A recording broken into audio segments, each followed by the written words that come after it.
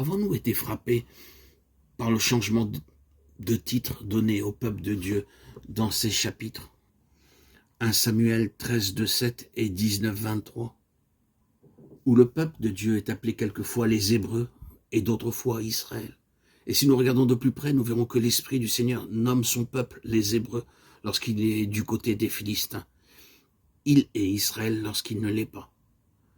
Le peuple perd la dignité de ce nom Israël, qui signifie un prince avec Dieu, lorsqu'il est du côté des Philistins.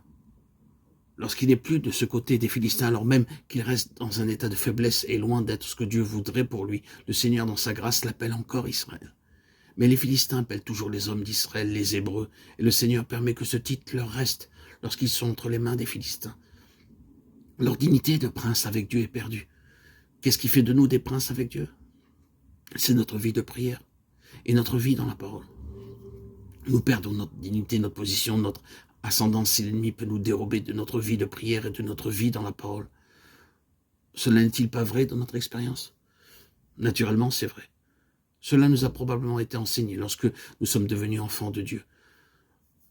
Mais dans ce domaine plus vaste de la guerre et du conflit spirituel qui concerne le témoignage tout entier du Seigneur, à cette position avancée du peuple de Dieu, où en tant que chrétiens nous nous éloignons des choses terrestres pour entrer dans les choses célestes comme membres du corps de Christ, nous trouvons une activité spéciale et une détermination particulière de l'ennemi destinée à nous empêcher de prier et de nous adonner la parole de Dieu.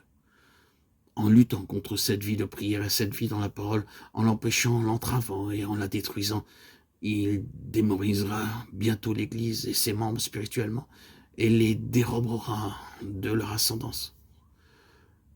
Que le Seigneur rende à nos cœurs le sentiment urgent de la nécessité de tenir ferme contre les embûches du diable.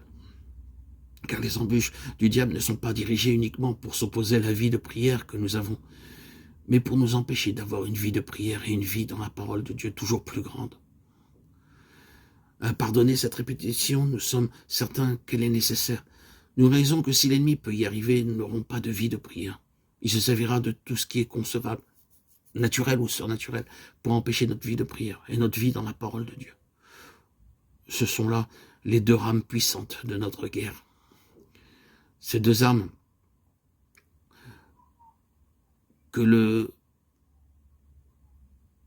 diable, l'ennemi, veut s'emparer. Nous devons être sensibles et vigilants à l'égard de nos embûches. Ces embûches doivent être distinguées. Et nous devons arriver à les prévenir. Nous devons avoir le discernement. L'apôtre a dit, nous n'ignorons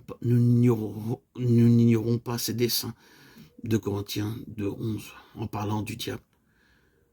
Ainsi, être conscient de ce que l'ennemi cherche à faire, savoir gagner à moitié la bataille avant de la commencer. Oh, il y a tant de choses qui paraissent pour entraver la prière et la vie dans la parole.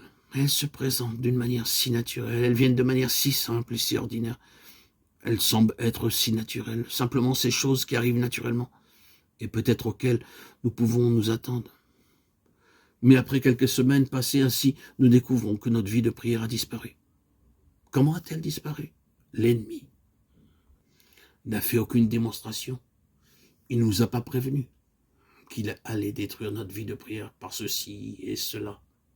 Il n'a pas exposé ses moyens. Mais la chose est arrivée.